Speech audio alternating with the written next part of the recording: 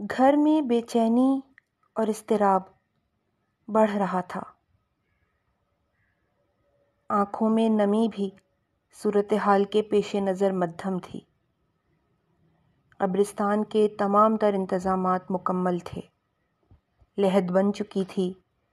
پھولوں کی چادر، اگربتیاں، کھانے کے لیے تینوں دنوں میں 3 اوقات کار کا مینیو کارڈ تیار کر لیا گیا تھا۔ آرڈر بھی دے دیا گیا تھا۔ گھر میں بھی سفید دریاں اور چاندنیاں بچھا دی گئی تھیں۔ قریب اور دور کے تمام مہمان پہنچ چکے تھے، مگر جن کی تدفین تھی انہی کا لاشا ابھی آسٹریلیا سے پاکستان نہ پہنچ پایا تھا۔ میت کے گھر میں سوگواریت سے زیادہ بیزاریت عام تھی، اس لیے کہ مرنے والے سے کسی کو بھی قلبی رشتہ محسوس نہ ہوا، سوائے اس کے کہ آسٹریلیا والے ماموں، پھپھا، چچا، بھائی بہنوئی کی میت کو سپرد خاک کے لیے پاکستان کی پاک سرزمین میں لایا جا رہا ہے، جو کہ مرحوم کی آخری خواہش تھی کہ وہ فرنگی ملک میں مرنا نہیں چاہتے، اپنوں کے درمیان سپرد خاک ہونا چاہتے ہیں، تاکہ کوئی کبھی بھولے سے قبرستان جائے تو ان کے لیے اپنے مرحومین کے ساتھ فاتحہ خوانی کر دے، کیونکہ اپنے بچوں کو تو پردیس میں فرصت نہیں ہوگی۔ ویسے بھی وہاں کے لوگ فارغ نہیں رہتے جیسا کہ پاکستان میں ہوتا ہے۔ ایسے میں مٹی کا فرض تو ہے نا کہ وہ اپنے باسیوں کو سمیٹ لے۔ لوگ میت کو پاکستان لائے جانے کے اخراجات پر غور و خوض کر ہی رہے تھے کہ چچا شکور نے ایک سرد آہ بھری۔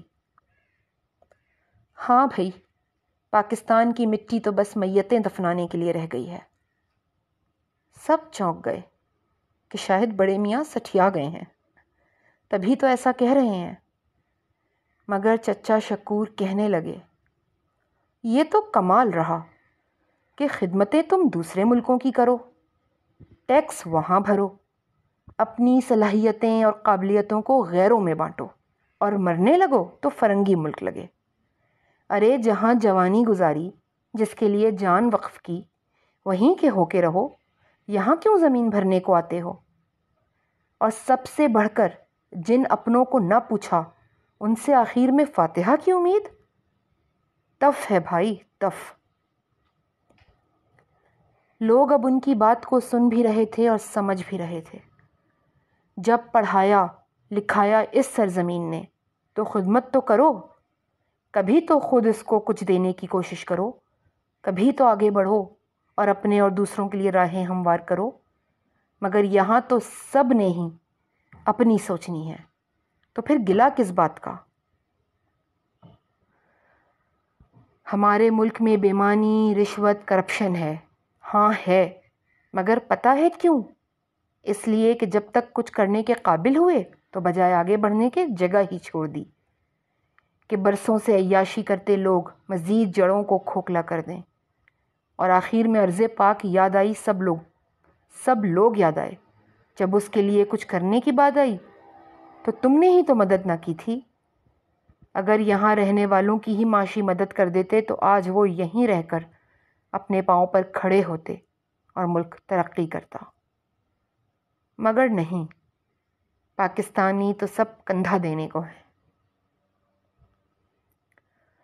مگر چاچا، وہاں کمائی بھی تو ہے۔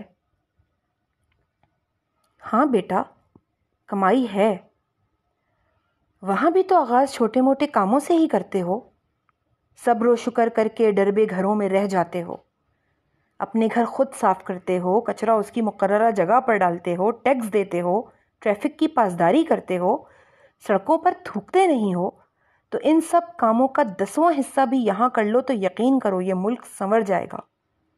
پھر اس کی سرزمین تم پر فخر کرے گی کہ اس کی چھاتی پر عظیم قوم ہے، ورنہ دفن تو سب نے ہی ہونا ہے، کسی نے کہیں اور کسی نے کہیں۔